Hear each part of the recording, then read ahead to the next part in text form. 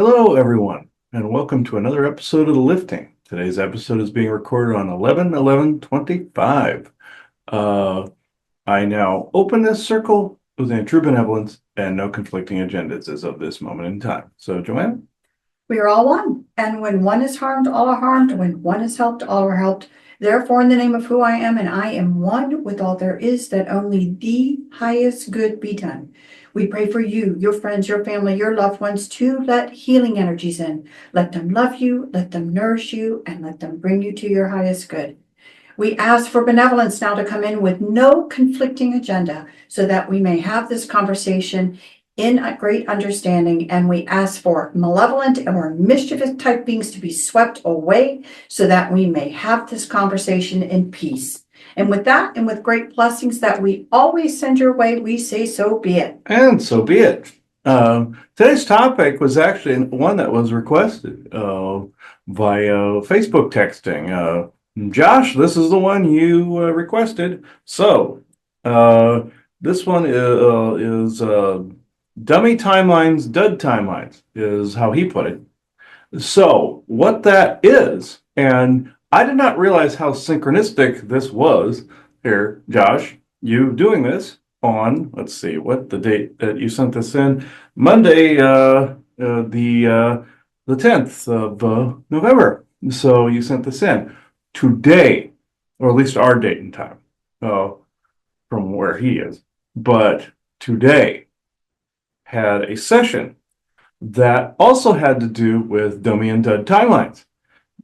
When people think of dummy and dud timelines, they generally think of pretty much one thing, and that's the Montauk Project. So, because the whole situation with, let me get the name right again, Duncan Cameron, he is the one that was on board the USS Eldridge. I'm not going to read through this his entire life story. There is a page that I'm going to screen share this right now just so people can go find it themselves. If the thing would work. There we go. So, right here. This page right here, this Devermore.net page right here. This is actually, when you go to the search engine, this is the first one that pops up if you say Duncan Cameron Montauk. And this one here, this tells his story where he was on the USS Eldridge. He's the one that time traveled, and him and his brother, Edward, time traveled. I believe it was, his brother. And that's the one that the whole story was based off of. So there was one passage in here that really had me going. There were a couple of them. A friend pointed this one out earlier about the monster that's at Montauk. Somebody tried to say that it was a Sasquatch that was the monster that tore up the underneath Camp Hero. Now, is there a Sasquatch group that hangs around that part of Long Island? Absolutely, there is. You remember, anybody that pays attention to the world of Sasquatch actually knows that there was one by the name of Uram that actually spoke that he's actually around that area, him and his group.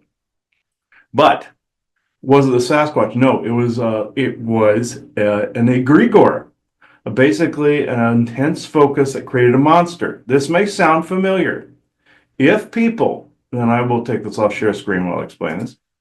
If people remember the movie Forbidden Planet, where this man uses an IQ enhancing machine left by alien species called the Krell. And what happens is he enhances his intellect, but he also enhances this kind of predatory consciousness within. Kind of like how Roddenberry would say, this is how people are without their normal intellect. The writers of the Forbidden Planet went the other direction and went that it boosted the ego too much, and therefore it was an amplification or an egregore or a poltergeist. I can see how either one would go. But with this, because of the time travel projects done at Montauk, there were these things called paradox timelines, where there were versions of a person that were the opposite of who they are here. that this particular person that I was mentioning, Duncan Cameron, you can go back and read that entire report, but there is one area of this I wanted to focus on. This was the report that was given about him at the Montauk Project. This was post him sitting in the chair, by the way. And if people also remember Marvel, where they did all the branch timelines, and also Time Tracks, where they did all the branch timelines and things of this nature. But in Marvel, what happened when somebody diddled with time travel? There was also a character named Mordo in Doctor Strange that also said the bill always comes due. This actually has to do with that very concept. And I may even call the show that, because, like we said, the warnings for the spells, this one actually applies, and the bill always comes due. So this concept is where you have Tony Stark invent time travel in Endgame. What does he become in the multiverse? Doom. So you see the polar opposites. Somebody was trying to say, when you diddle here, it diddles back. Basically the same with He Who Remains. You had Victor Timely become He Who Remains, and then He Who Remains' opposite was Kang. Let's see how that works. This is how somebody in the projects had to have written those scripts, because of this key factor right here.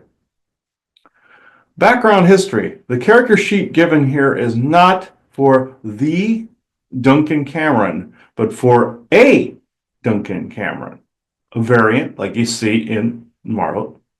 It presumes Duncan is a member of the Montauk Project and has been working with the project for some time. His exact origins are left up to the GM. He could be ex-Navy, much like the original Duncan, a former operative for the CIA, a project scientist, or simply a promising young psychic recruited by the company backing the Montauk Project. Note, this character sheet presumes the project has witnessed most, if not all, of the events given for the history of the Montauk Project. This next part here, I will read, because this one is pertinent to this specific discussion, and this one about the dud, dummy, and paradox timelines. This is actually, this is a tell right here for this. Personality motivation. This version of, an emphasis on version, of Duncan Cameron is presumed to be lacking in any serious consideration of right and wrong. He enjoys a sense of power the chair brings him and is addicted to its use. He also looks down on those he manipulates, considering them little more than playthings for him to toy with. The experiments with mind control and the manipulation of time have affected thousands of lives, some of them adversely, but none of this matters to Duncan. All he is concerned with is the advancement of science and the further exploration of the Montauk Chair abilities. Now, this is contrary to, let's see, what people know of him. Granted, a narcissist can hide a lot of things, but this is different. This is vastly different. And I will tell you why I believe that here in a moment. I will give a little bit of the backstory. Alexander Duncan Cameron, the primary psychic used in the Montauk Chair during the experiments known as the Montauk Project, passed away at 9:33. You see where the numbering came in there. On May 9th, the numbering again of this year, 2019. A lot of nines in there. He had been suffering from prostate cancer at this time. Born June 29th, 51, passed at the age of 57. Now, what also does this remind you of? Anybody plays anything in the video game world? This is the Elder Scrolls, where there was the thing called Time Break, where they created an is and is not. And you remember Hajamal talking in the world of Sasquatch on the ises and is nots, and the paradoxes of basically infinite questionable choices is what he called it. So with that, in the game series, there is an is and is not. Is Tiber Septim the god Talos, or is he not? It's both. Is Manny Marco King of Worms character a god, or is he a man? It's both, because of the is and is not. a paradox. What also did Hadjimal say about those that went through the time travel project? And this is true. Those went through Pegasus, that went through Montauk, any of them. You step through a portal, you're entering the multiverse, the infinite multiverse. You're getting is's and in's nots. You go into your 20 back SSP. You were there, but you were not. So it creates a paradox. The oversoul drops both those in the same I am presence, and the person goes insane. So what? Because you step to the portal. This is why they use children, because they were less susceptible. That a few of them came back with their bolts a little loose, more than a few. But with this is what this generates. You skim the timeline. You get in that chair and you go, say, to what you believe is the future, or you try to prevent certain things where you've lost power. You go back and even influence, and this is what happened in this scenario, where they went back went back and had it to where let's see if I can get it right. Went back and plan at the time was to actually make sure that believe he had another son that then could another Duncan be created within the time travel project, because there was another variation that was more compatible with the project, you see. But also, just like in the Montauk Project book, which I have not read. I haven't read any of these things, by the way. I just go off to my own experiences and what I've looked into, and it usually matches. About the guy who tried to go back and basically kill his own father before he was born. He comes back to this time, he's hit by a car and gets killed. That's time rebalancing itself. With this, though, what happened? This is he goes along. He looks somewhere in time. What happens? You have paradox timelines. Paradox timelines. From the viewing of things, out comes the result, or out comes its opposite. Or if you're looking at a particle, looking at a wave, it turns into a particle in a wave. When you're looking at, if you're not looking at Schrodinger's cat, it's both dead and alive at the same time. What happens when you look? Your own expressiveness, your own view of reality comes with you. And then your own view of reality comes with you. And therefore, its opposite also travels with you. Marvel would call this an incursion, where you're encoding and decoding your own reality. You're stepping into another parallel universe. Therefore, you're bringing your muddy footprint with you, and therefore causing an incursion, which I don't believe the multiverse is that fragile, folks. I'm sorry. Just like what Q said in the Q and the Gray episode of Voyager to Janeway.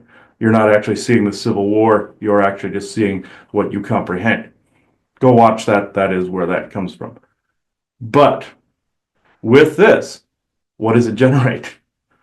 It generated another variant somewhere in one of these paradox timelines where he's suffering, or or he's evil. What happened? You can trace a quantum footprint back to its point of origin, and voila, you have this other version of Cameron, or Duncan Cameron. Also, timeline alterations. What happens? Also, you come back here, what is also sometimes in the space with you, another version. Because you've altered something, you're coming back, you're now in that particular timeline by which you've created. Just like the schism, like they show in Back to the Future, we're in this schism because of an alteration, but only in this instance, think trillions of little hairs, or little fibers, like little hairs on your arm here. Mandela effect rectifies a lot of these. Now, Time Core, when they course correct some of this, they think, optimum word think, they're recalculating is actually correcting things. Sometimes it's making it worse, or it's being unduly cruel to whomever you happen to be as this variation.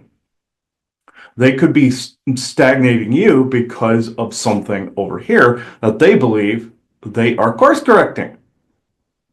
So with this thing, the Duncan Cameron, I'm trying to actually narrow this down a little bit. This whole thing with Duncan Cameron, the multiverse regurgitated its opposite. That's why in the Quantumania movie you saw so many variations of He Who Remains, because that one created all its opposing opposites, all its variations genetically and physically and energetically. So, I know the multiverse gives people a headache, and so it should in this, because infinite diversity, infinite combinations, you don't necessarily need to bring all that into your reality. But the reason I brought this up, other than Josh bringing this up as a show topic, they showed this in Endgame, where Bruce was saying when they reset the Infinity Stones, he was going to put the timelines back where they originally were.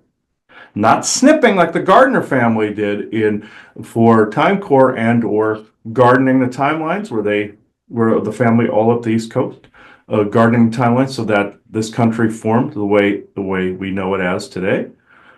Or the Sverglov family, same difference, offshoots, branches of a tree. How can I put this? They're really starting to wipe me here.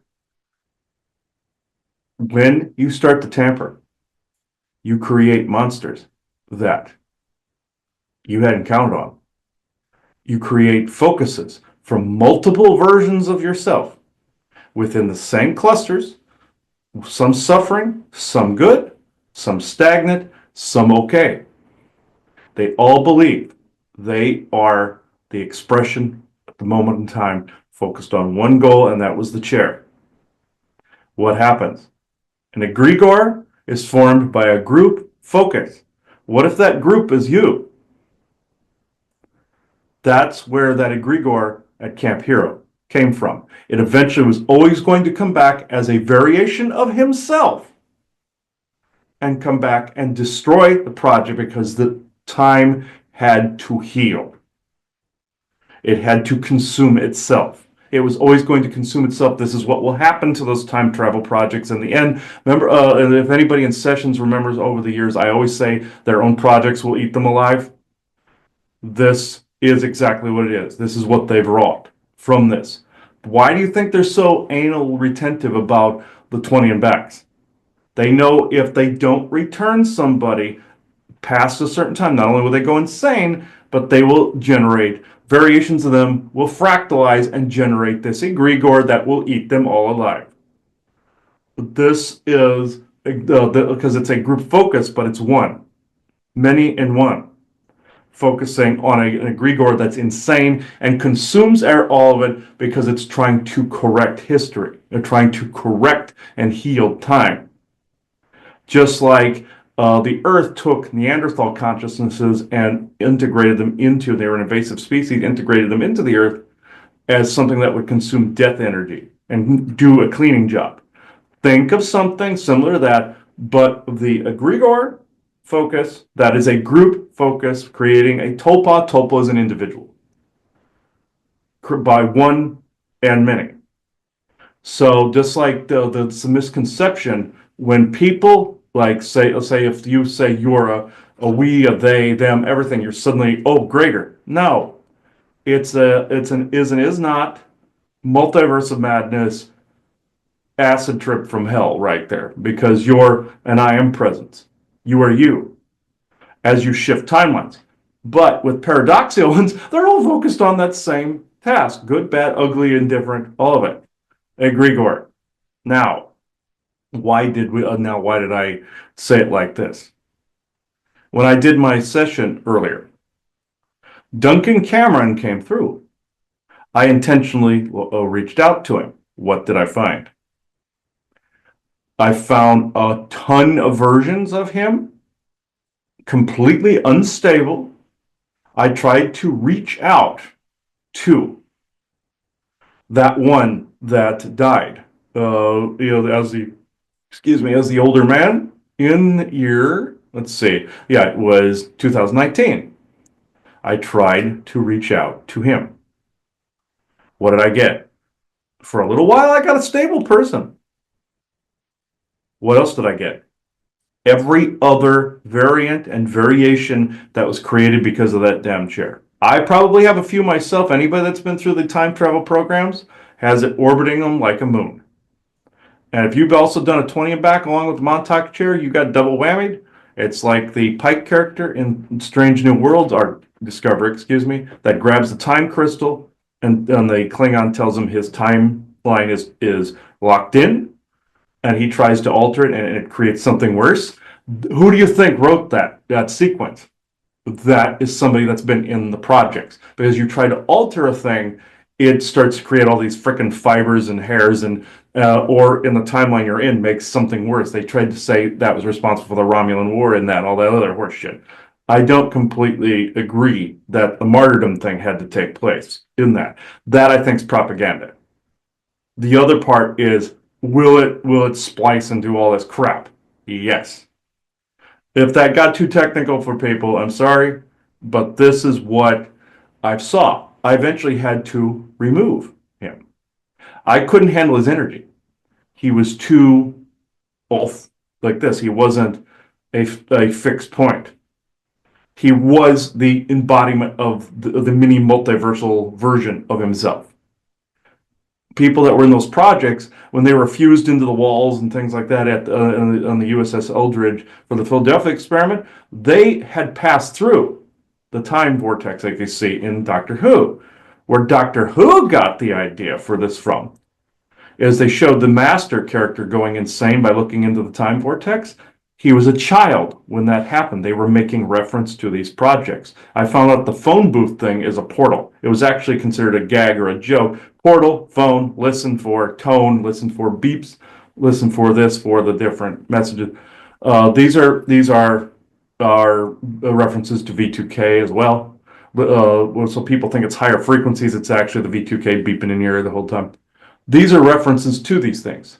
And phone booths, Matrix is another one. Used them as phone booths for exits and entrances.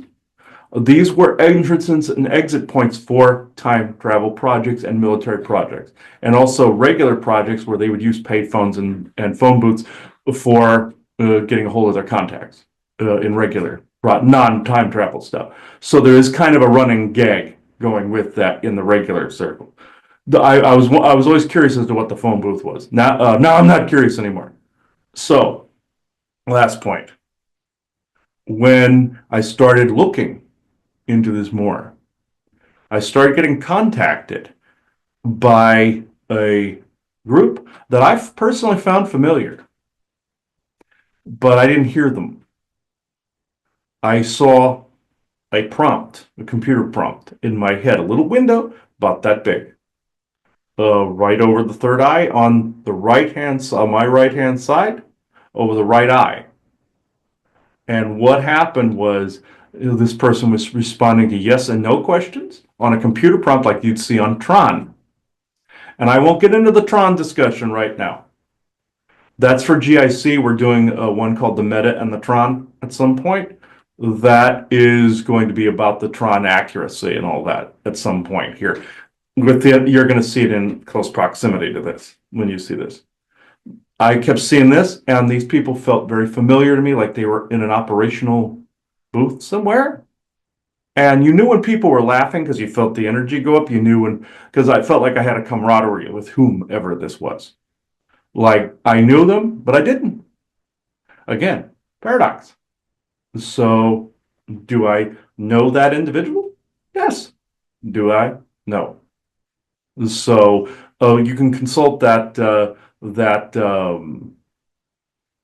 episode of The World of Sasquatch, where Hajamal talked to the infinite multiverse of it was an infinite questionable choices. That's the one about, but he talked about infinite questionable choices.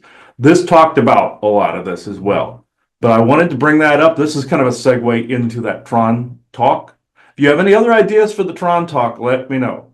And some questions that can go with it. I can put those with it to do channel with. But I know we went on a while, so dear, if you want to add to this. I think what I'm curious about in this conversation, because we've talked about it before, about people that have had experiences and they may have altars and different things. Mhm. And They're things that from have been these out areas, there, and you know what I mean, creations and what we're talking about partly now. And that, remember the concept of, you do not necessarily want to integrate all of this. What you want to do is have the oversoul take it on as a totally different experience.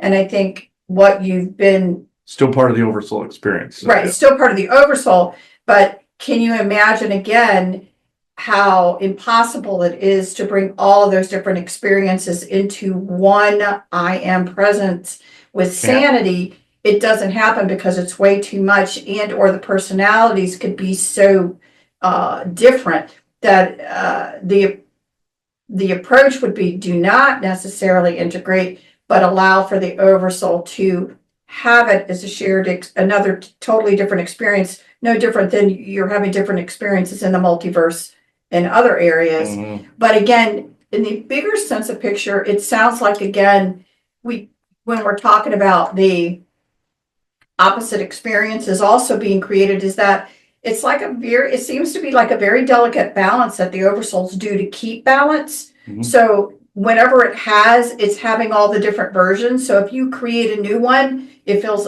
it's obliged to create all of the different balancing parts of that. Yeah. So if you were duality. Yeah. if you then went somewhere and started to create a new, let's just say, persona based on whatever the factors, then the oversoul automatically goes into this. Now all these other variations are going to exist because in the end, when you pull back at the highest level, there's a balance. Mhm. So, but that was not necessarily, part of your intended original why you came into this I am present all the time. Mhm. And so again, I think it just bolds the conversation for healing purposes. People that went through this, what is the best ways to heal, and sometimes letting go and not knowing and just letting go and focusing only on yourself and your current I am experience is the best without all of this reintegration of all of these different factors, because the oversoul doesn't look at you that way anyway. It doesn't expect you to feel all the different things that are going on all around you, of all of the different expressions and realities that it's experiencing. You're only supposed to experience this one. So it's an interesting thing. The oversoul needs to take and separate out these things for people's, Unless you are meant sanity. to integrate a certain thing, because there are some people that it's their path. The episode, by the way, is called the Rubik's Cube of Infinite Questionable Choices is the name of the episode. I'd forgotten the beginning part of that. And that's exactly what it is. But I also know somebody, unless he wants his name mentioned here, I'm not going to. I know somebody that had their SSP alter get thrown into another 20 and back because they kept doing it, took a shard, created a version of himself, but then his oversoul reabsorbed this and shocked the hell out of everybody in that program via their portal, this person's Asgardian aspect. And that re-entered the oversoul library as another aspect. And so, variation or variant, I heard the word variant is a slur, like the N-word. Why? I don't know. It doesn't seem like it would be. It seems like it dehumanizes. From what I understand, I've been told that it dehumanizes whoever it is. They're not a variant. They're not like version A, version B, version C. They are who they are, and they are what they are within the mighty multiverse of madness. That's the best explanation I come up with. They're not a variant. You're not the original, and they're like, you're not A and they're B. Okay, there are no A's and B's in this. They're both A's and B's.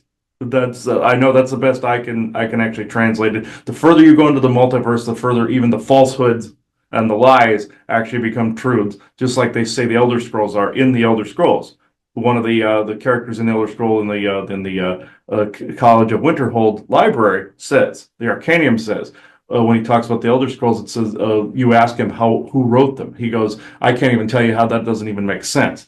Even the falsehoods are true, especially the falsehoods. They were referring to the multiverse in that, because it was the Elder Everything Scrolls. existing, everything. Everything. So no, we've said this forever, yeah. that whether people want to believe it or not, you've done it all. Mhm, Meaning, literally. because if you think about the totality of your library, then that's what we're talking about. You've done it all. Now, sure, some of that doing it, everything is happening all at once, Mhm. because again, you are a part of something much bigger, the bigger you, let's just say, the oversoul you, which is experiencing bazillions of things all at one time, including your current I am present. So your library. So again, if it's not expected for you to know every aspect of what's in your cardex of your library, why in the world would that be expected of you when you are in some of these projects? Mhm. It does not make sense. It's like totally different lives.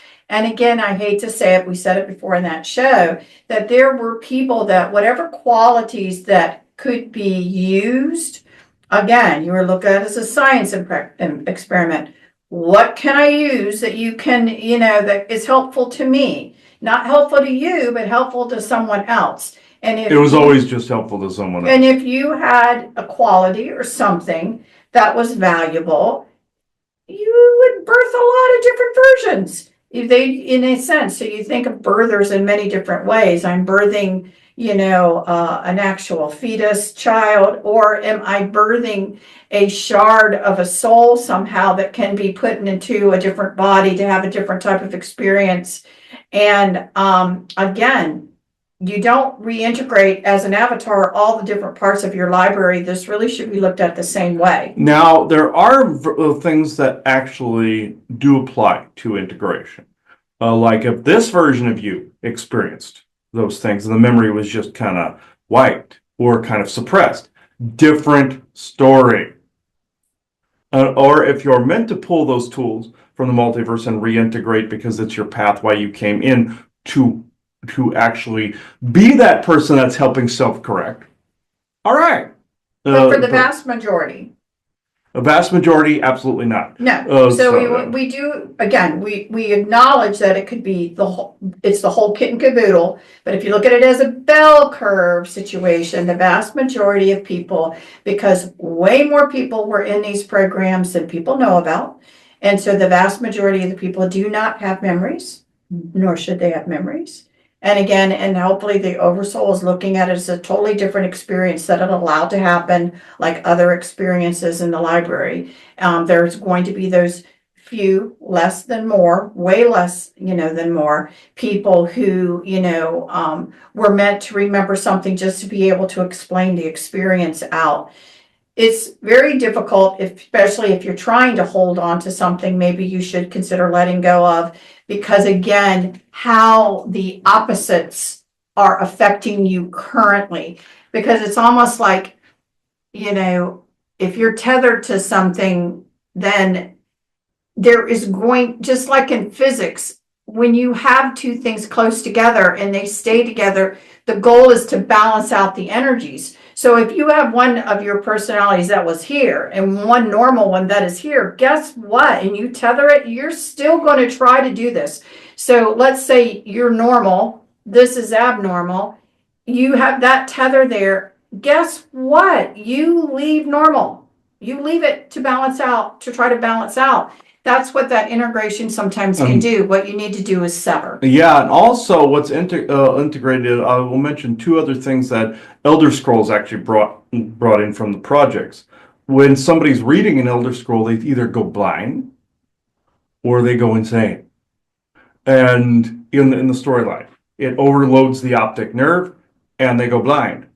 And you see these moth priests, and they have these blindfolds on constantly because they're blind. Their eyes white completely out. They're viewing all this other input, and the optic nerve can't handle it after a while. So, or they go insane, and it's just like what we've said before. In order to not have that happen, you have to be surrounded by these moths. That's why I call them moth priests. And it's like this weird filter that these insects have to basically that they're dimensional and they can shield all the infinite diversity and infinite combinations for a moment. That's what I feel is happening. And in the projects, they had a shield for people that were using the chronovisor and could actually, looks like it was made of light particles. That's where they got that from. Which I found that fascinating when I found that out. They even played a goof on this where they had Mr. Spock go insane in Star Trek, where he was looking at this really ugly creature called a Medusan, and he needed goggles to look at it, where this being was like so ugly it drove him insane. This is a play on the egregore monster for Montauk, but also the portal itself. And also, if you go into the Shivering Isles for that particular DLC, people that cross through that portal into the Shivering Isles, there's a guard standing outside of that, and these people are spilling out, and they are going insane as they're coming out of the portal. Where do you think they get these ideas from, folks? The gaming world is ripe with some of these declassified project anythings I've noticed, and it just keeps getting increasing. So that's a bit of game disclosure, but that's there. Go check it out. You will start to see these little tiny nuances that are actually speaking volumes. I've been saying, and I said this to Tony Rodriguez one time. I said the most mundane detail can speak the greatest volumes, and that is one of those things. They're hoping somebody notices that.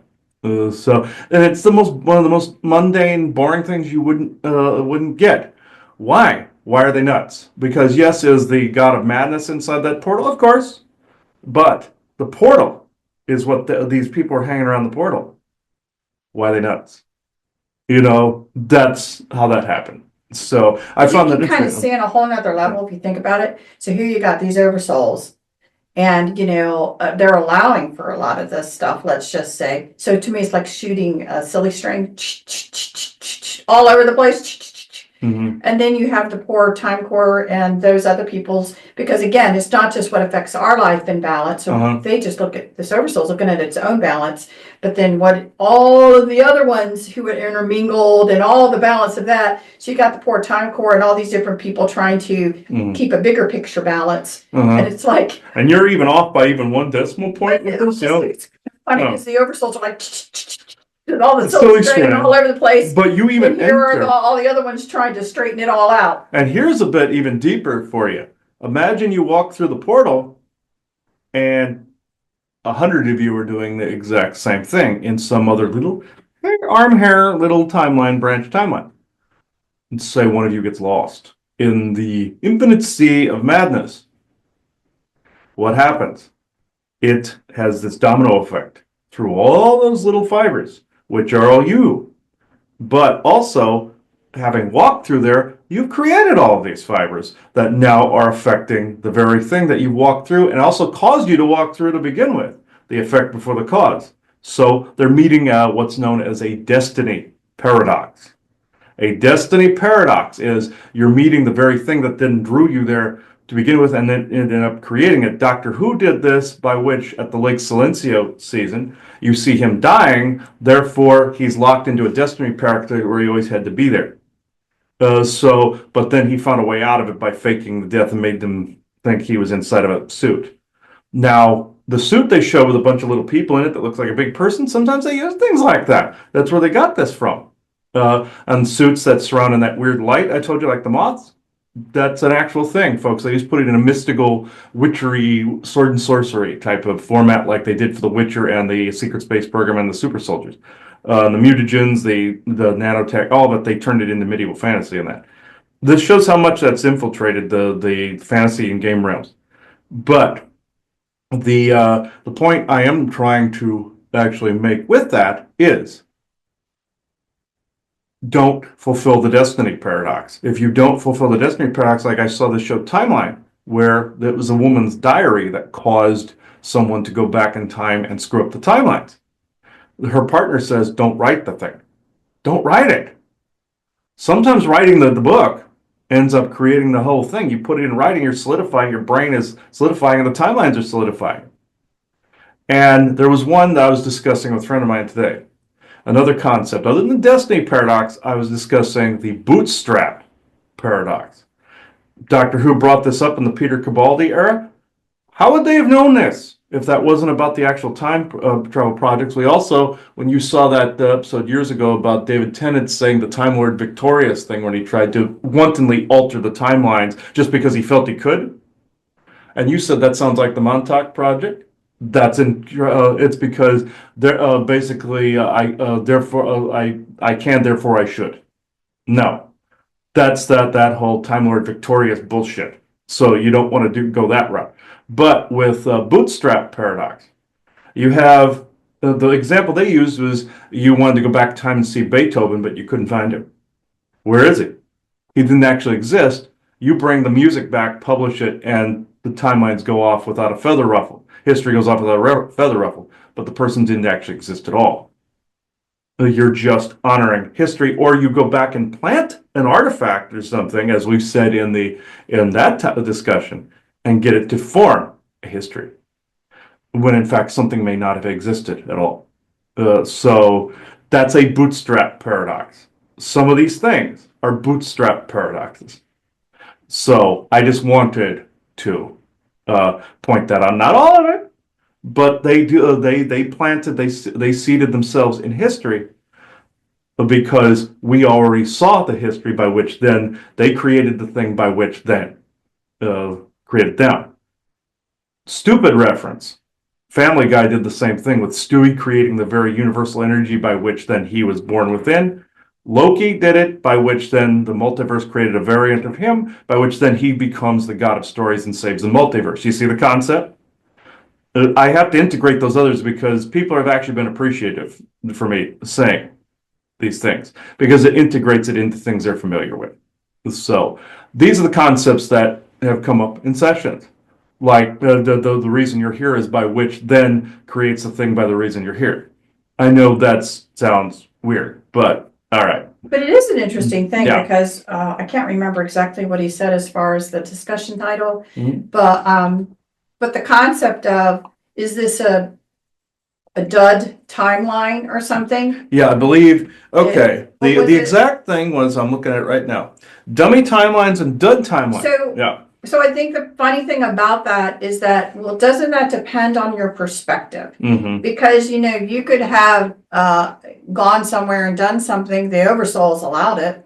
Well, it no matter how long it lasts, short or long, it's not seeing it as a dud. It's not seeing it as useless. It's not seeing it. So it's an I called it the interesting- anus timeline, by the But way, it- so yeah. saying, a dummy timelines, dud timelines,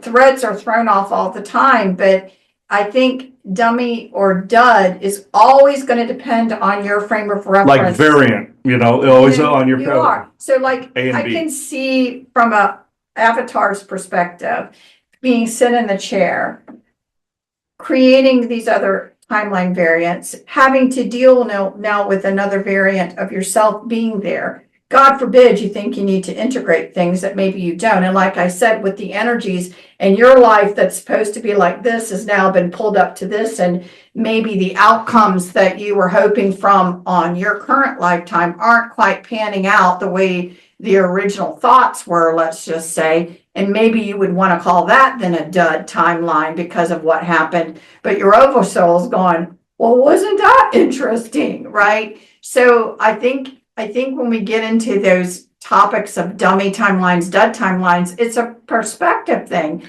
And then the ones that are trying to clean it up, when you think of dummy timelines, dud timelines, that they're trying to look at What's useful? What's not from their perspective, with all of these different, I call them again, shooting the silly string cans by the oversouls, and what needs to be, cleaned up, what they shouldn't do, and things like that. Like the character of Clue in Tron Legacy wanting to clean up the grid because it looked imperfect to him. That is a Kabbalist mentality. That the same with Thanos. That is a Kabbalist mentality. In the newer Thanos, not the comic Thanos. Thanos in the comic did it for love. Thanos in the movies did it for domination and control. Yeah. So I'm interested about whomever's coming in talking about these things. I mean, because, and I'm sure some people we lost within the first minute of the show as far as this conversation is like. Also, Nuts. a funny reference though, Futurama, when they go to a parallel universe, both Frys are talking to each other, and they go, well, this is universe A. We'll go up to universe A. This is universe B. And the other guy goes, hey, wait a minute. How come we're not universe A? And the other normal universe prime Fry goes, this is more of a B feel to me. That's actually a clue right there. It's like, you would feel that way in someone else's backyard. This is more of a B. No, you're more of a B. That's a matter of perspective. It's their home, then you're in yours. And of course they're going to feel for him. One's going to feel like an A, one's going to feel like a B. So if we went to a parallel universe, we'd be like, this feels weird. This is more of a variation on a theme, a variation on a theme, yeah. But is it any less significant of an expression? No. So, who wants to talk this evening while we're recording here? True but never conflicting agendas as of this moment in time. So, Elena. All right. All right.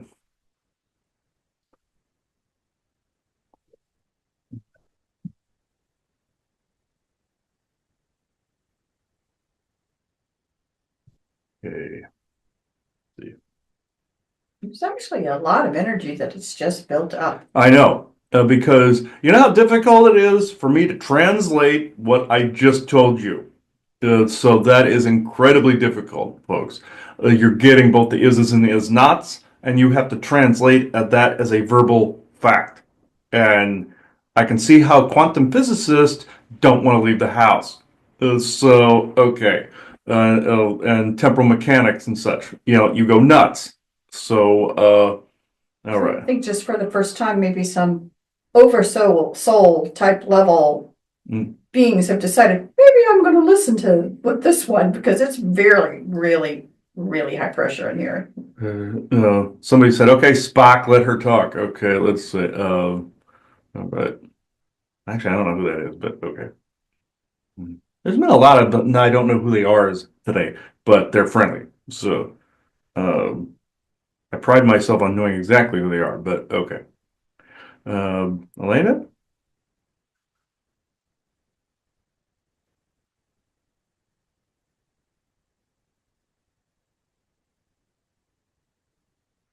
One could view the introverse as other universes too, like in your changing the Ten Rings, whereas they went to another universe. They said it was another pocket universe or universe, but it was really another timeline. In our case with Lonulus, it's another dimension. But there's all time-space dimension. It's all relative. I know that's a joke that gets old, but working with the NDTF, you tend to pick up on a few things. And that joke definitely gets old, where everything is relative. Mm-hmm. So yeah, it's a pun that people want to slap somebody for using. Anyway, in this subject, yes, there are some things that this version of you has experienced, while others, yes, were you there as a soul? Mm-hmm. Would you be able to reintegrate two versions of memories? No. There are ways to do this if it is meant to, and an emphasis on if it is meant to. Now, there's frequency involved in this as well, where you would say, if you had been here with us before, and you have, both of you have, if you entered that frequency, those memories would come back to you. He always compares it to the Malcolm McDowell Fantasy Island, where the daughter comes back to the island, remembers him, leaves, forgets him. That's actually accurate.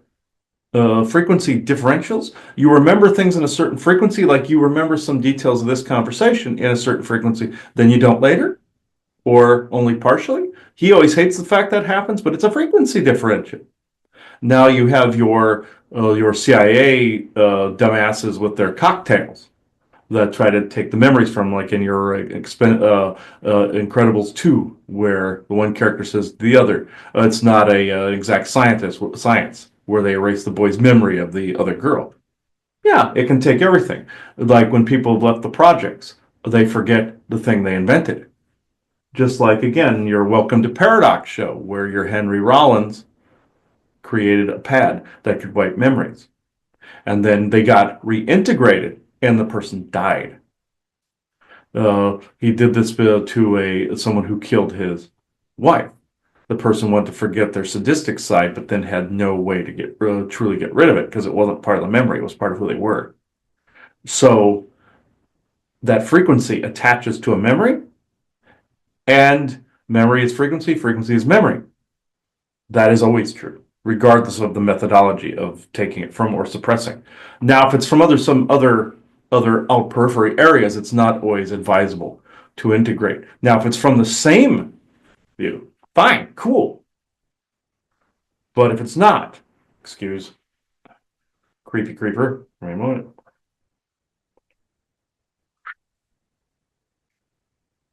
Very creepy creeper, give me a moment. We normally don't handle these things, but all right, give me a moment.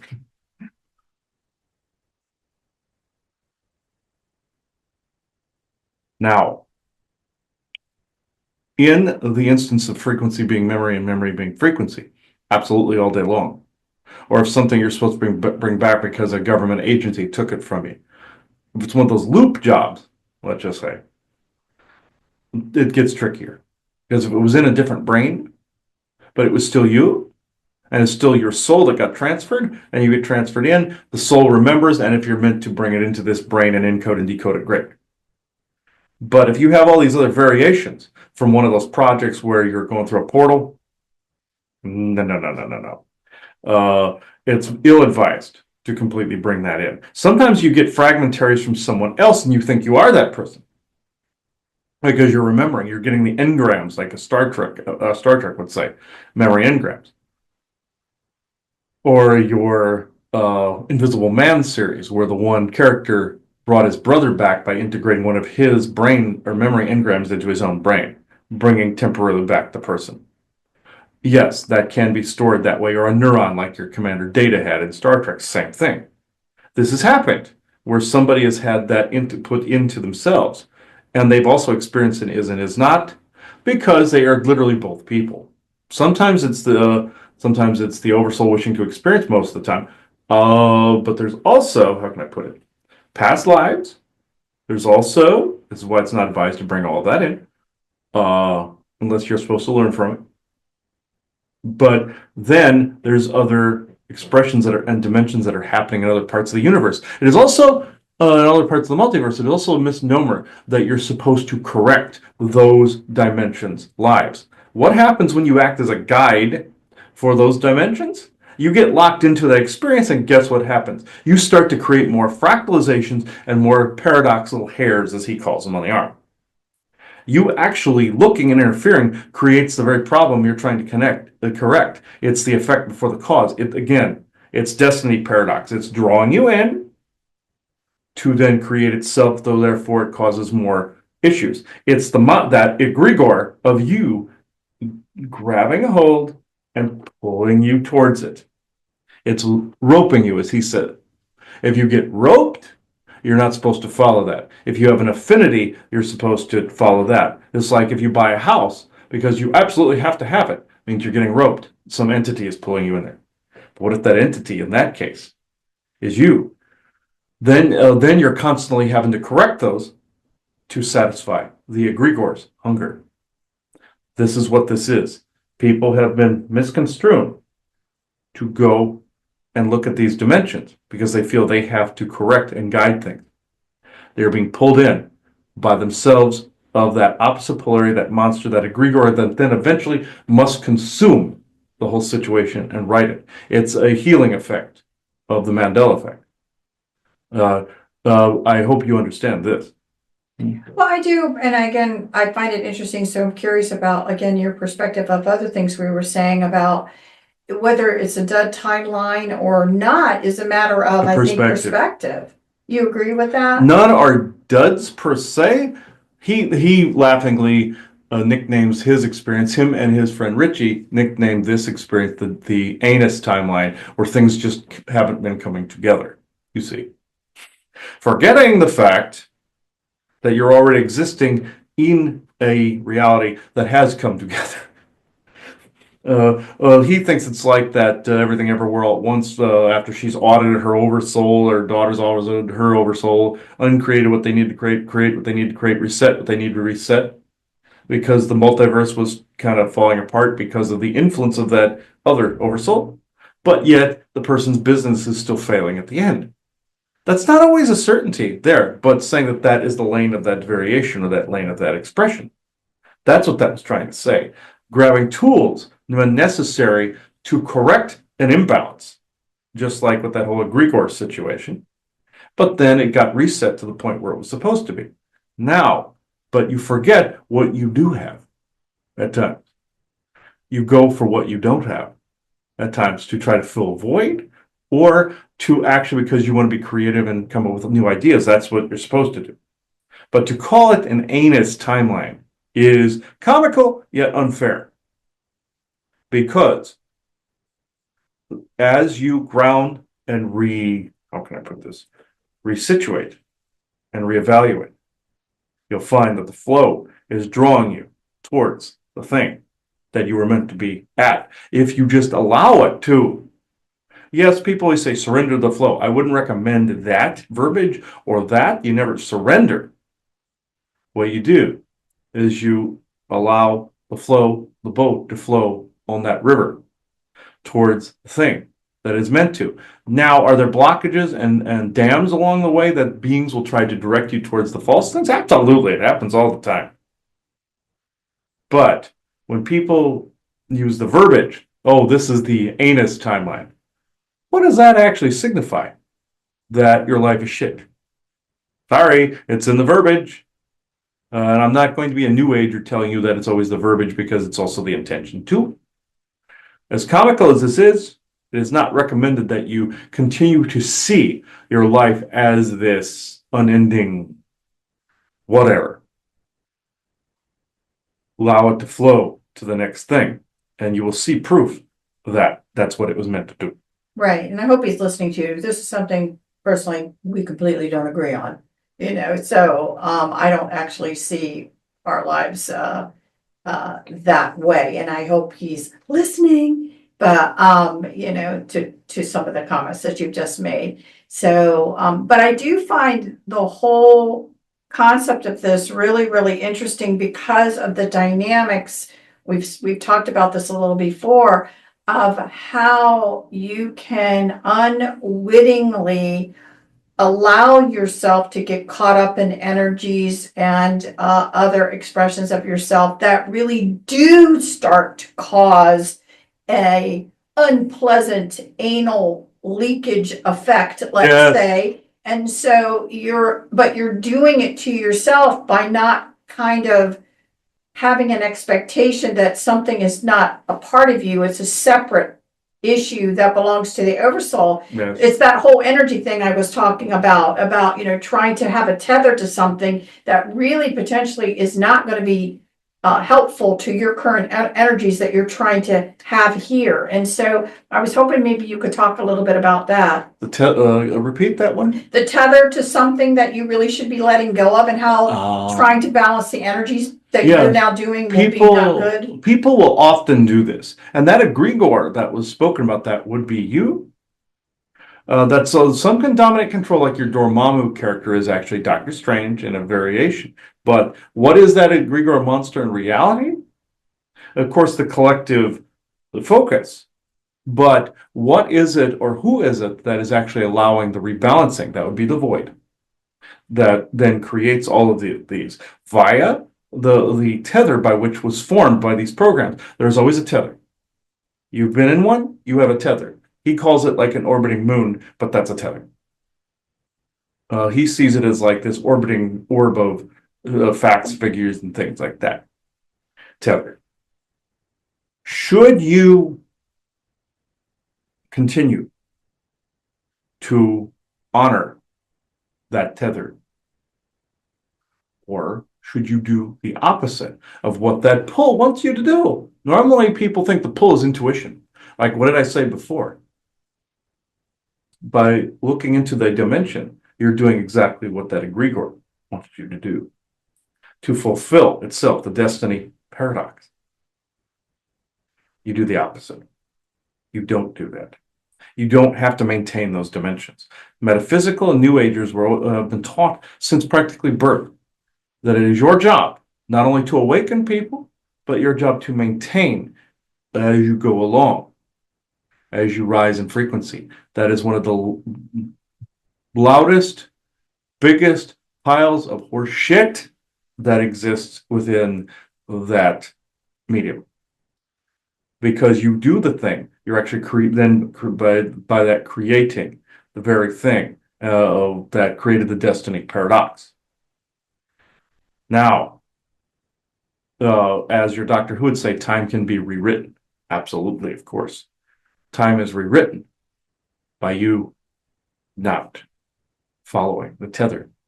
Eventually, it falls away, and a new flow and rebirth is created. He always says in sessions, I feel something in the future has changed.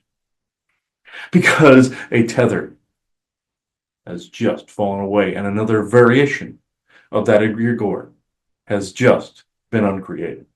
So I guess to use an example, let me just try to, however you see yourself at this current present moment, or when you reflect on your life, how you actually see yourself. If you've ever spent any time doing a little bit of self-actualization to know who you are, are you a funny person? Do you like to people? Do you like to crack up and tell jokes? Do you like leisure time? Do you just like to sit down, whatever the setting is that you like to be in, be it a forest, be it a beach, do it, whatever. Can you and do you like the concept of downtime? That's my best thing to use right now. Downtime, relaxation, laughter with friends, feeling like time isn't being wasted, let's just say, if you're doing these things, and that you value it, that the downtime just helps you re-energize. Like I said, laughter, being silly, things like that. Can you go to an amusement park? Can you ride a roller coaster? Can you bring that kind of joy back in your life? The reason I say that is because for a lot of people, when they think again about Montauk or they think about these programs, this was serious business. This was all mission oriented. There was no downtime to enjoy yourself. There was no happiness. It was the next mission. What they got people wrapped up in, I think, is their joys became out of the success of the missions. But it was always mission focused, not enjoyment focused at all. And I think if you can reflect right now and you're like, man, I cannot sit down and I cannot find just joy and breathing the air or watching the birds or, feeling like that I haven't accomplished something today, or, whatever it is you're judging yourself by, that may not be you any longer. That may be actually a tether to a worker bee that had certain qualities that did not no longer valued what some people would call the simplicities of life. But you, as your current present moment self, really want that to be a part of your life, but you're now attached to a tether. It's what I was saying about it's called escapism. You being now, your energies are being now rebalanced into a way where you can't enjoy the simplicities of life, where unless you're doing something or again fantasizing about where you accomplished something or did something so great, again, be it memories from one of these things, that you feel that life was of more value than you actually value the current life that you're in. That is a big red flag that there is a tether there that potentially you need to be letting go of, because it really is now affecting your life in not a good way. And I must bring that up as an example. If you can look back and say, I used to, and if when you say I used to in this life, that you really enjoyed it, and now you can't anymore, and it's because of what we're just talking about, you really need to take a good look of it and really understand that you probably need to be letting go of it, because you're robbing yourself now of the life that you're supposed to be currently in. Yes, there is a prime example he saw recently on someone's video who just had something happen where he dreamt of this purple woman that when he was under a DMT trip.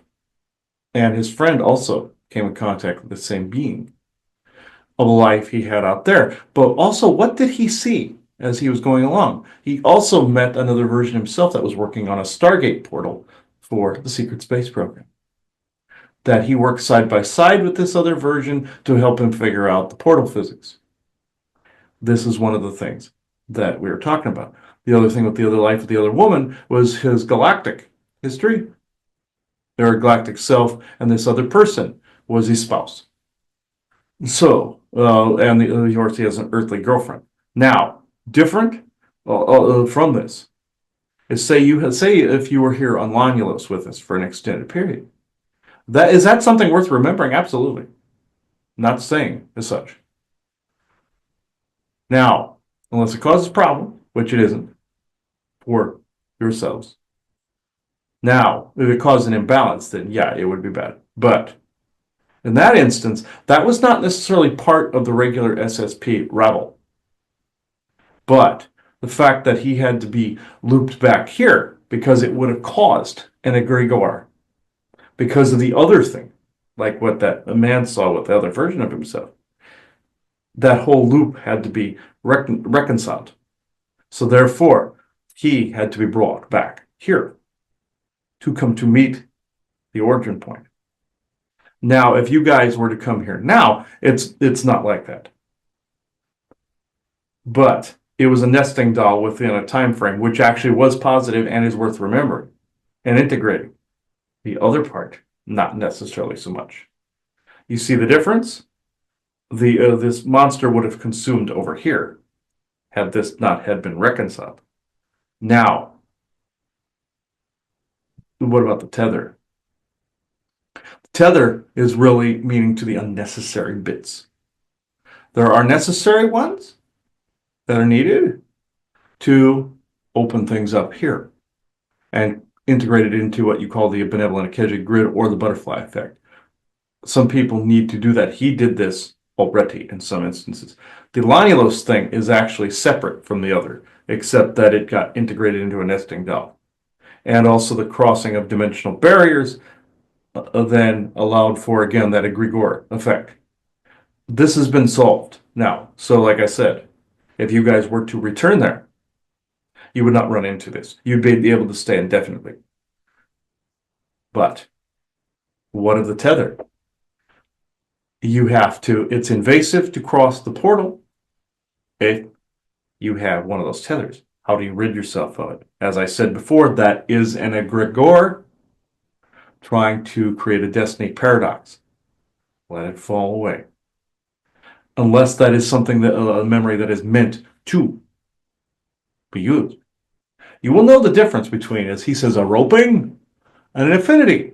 If it's an affinity, great. If it's a roping, do not. It's like he says when you went to Quartzsite one year and he was looking for a channel crystal.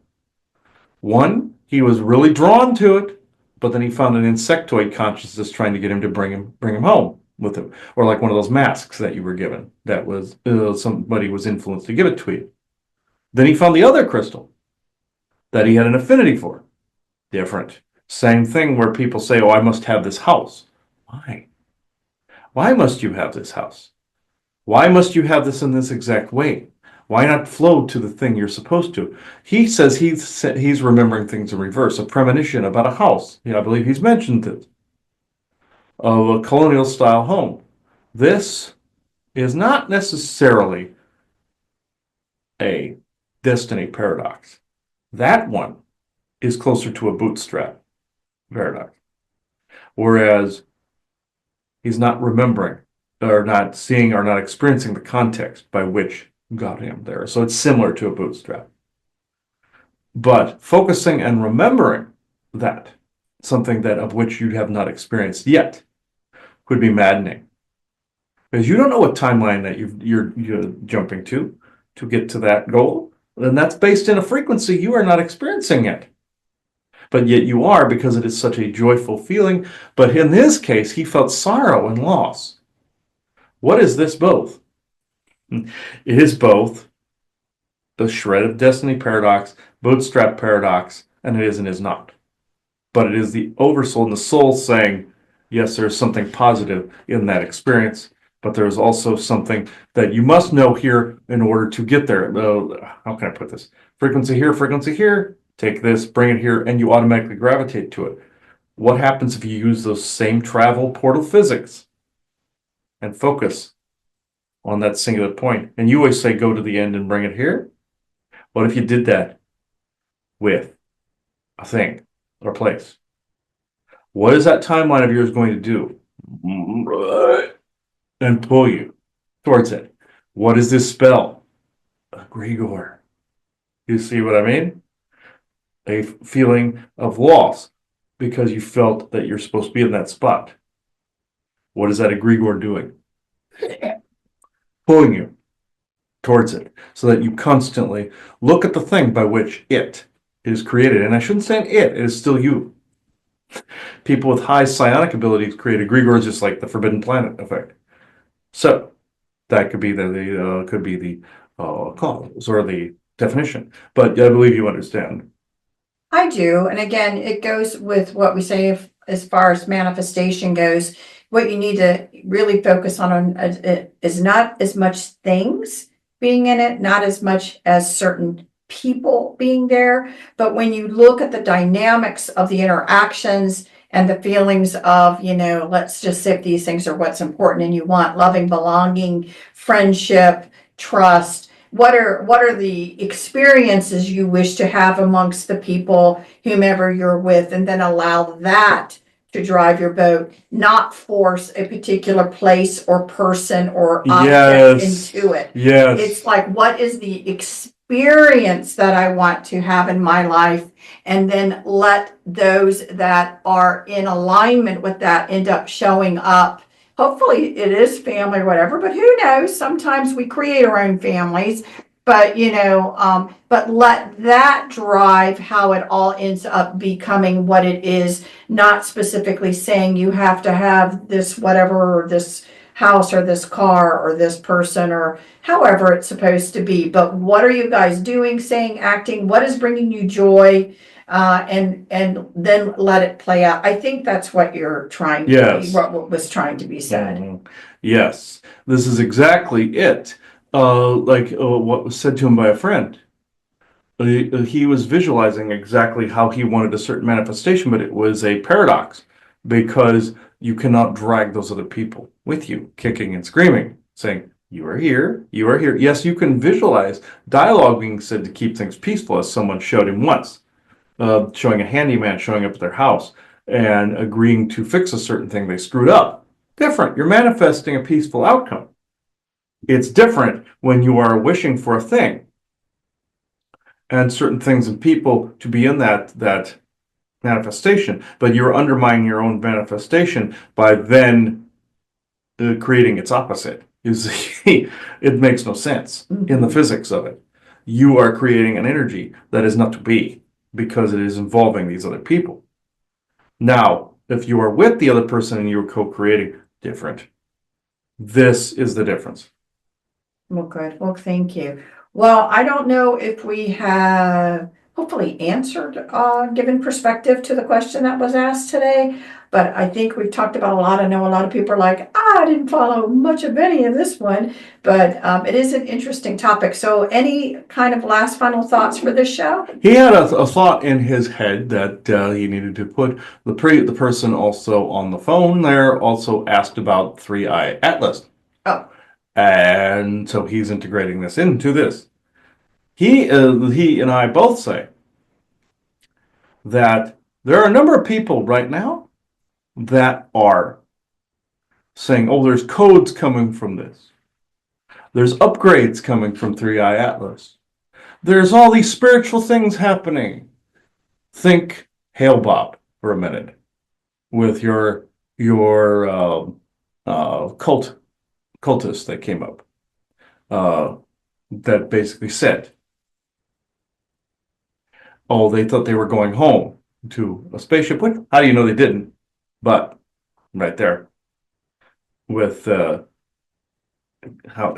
some interference. With this, the only thing that's happening with this, there is a crew aboard a spaceship that is coming in over dramatically slow into the system. Don't you think they would be here by now? Oh, it's coming. They're making contact. Nobody's coming to the system. They're already here.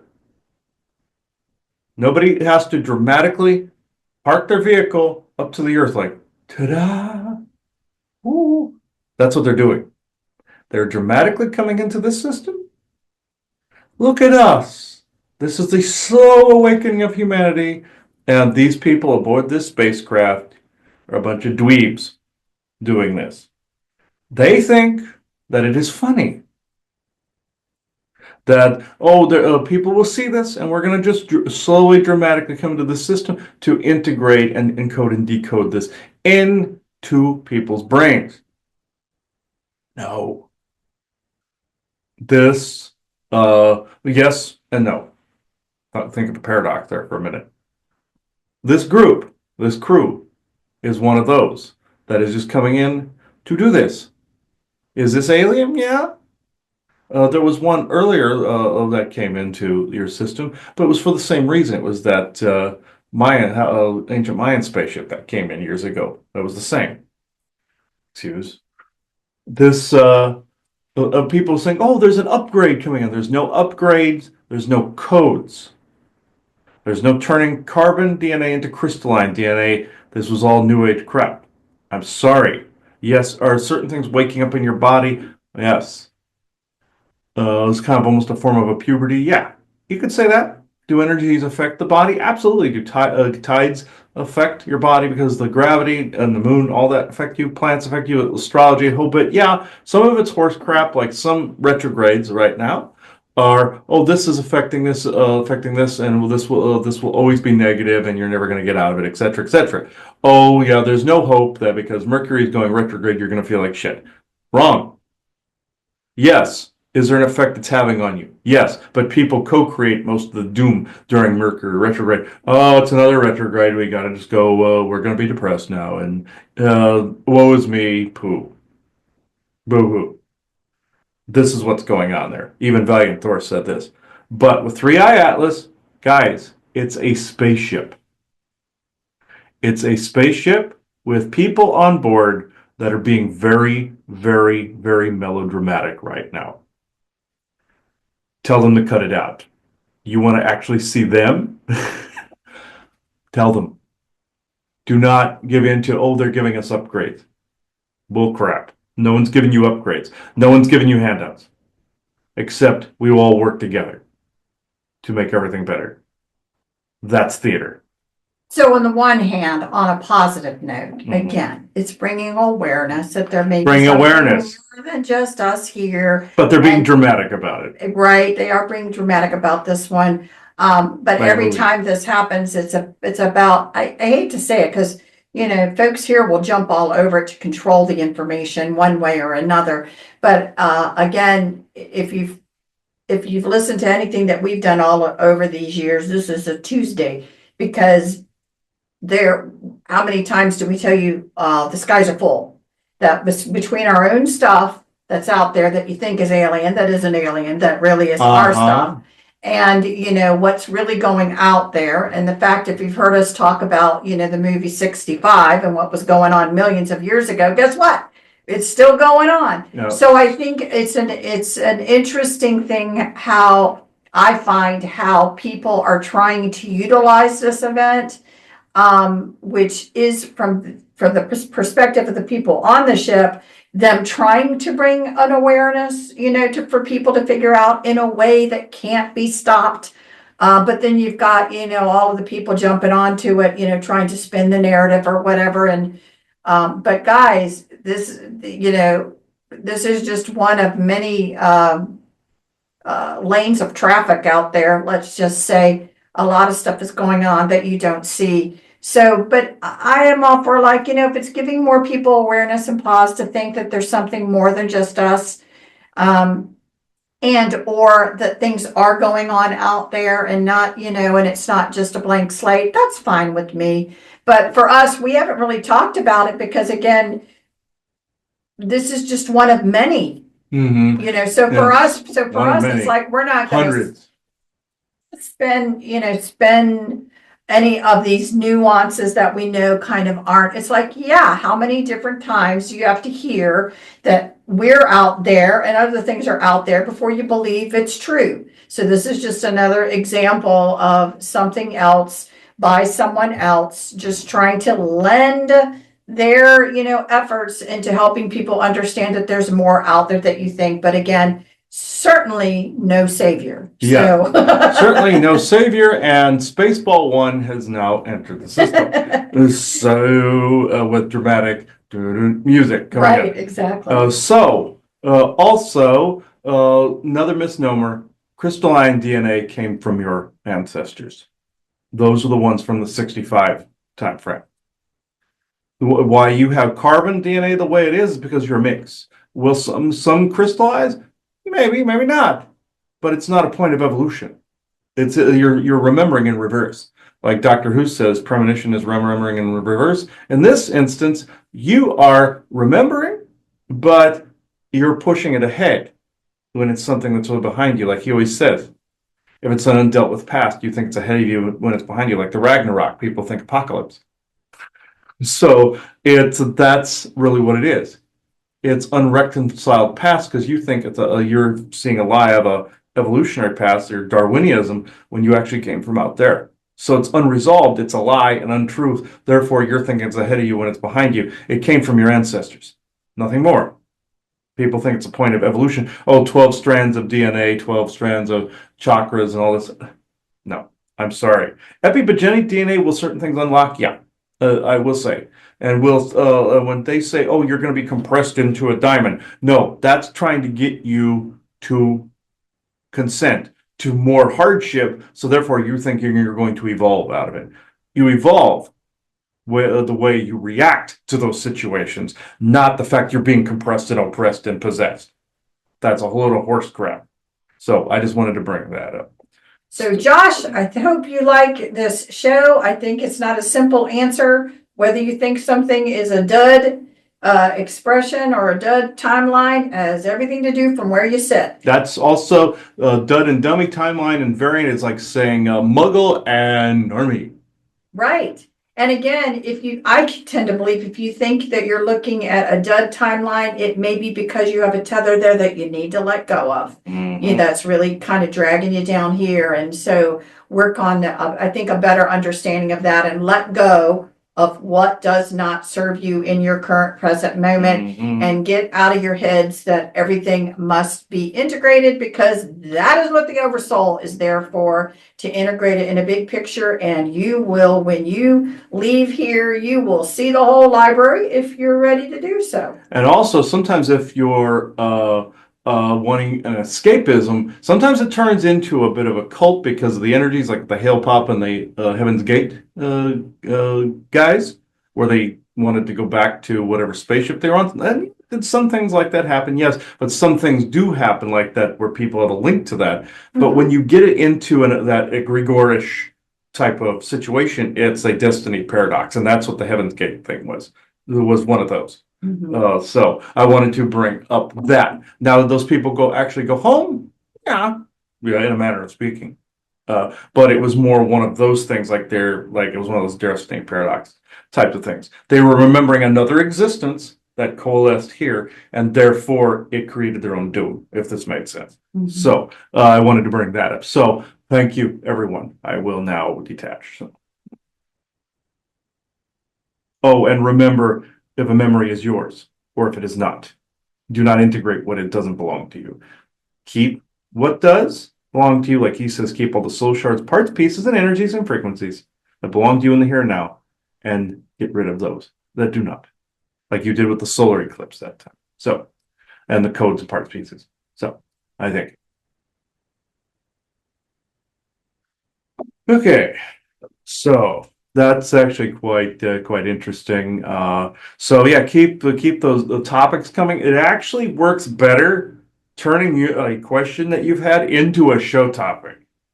This actually works a whole hell of a lot better for me, believe it or not. If you're gonna do the one off like that, it becomes a show. I think that actually works a lot better than lists of questions. There's going to be a few of those too, folks. So we still have some that we have not worked with yet.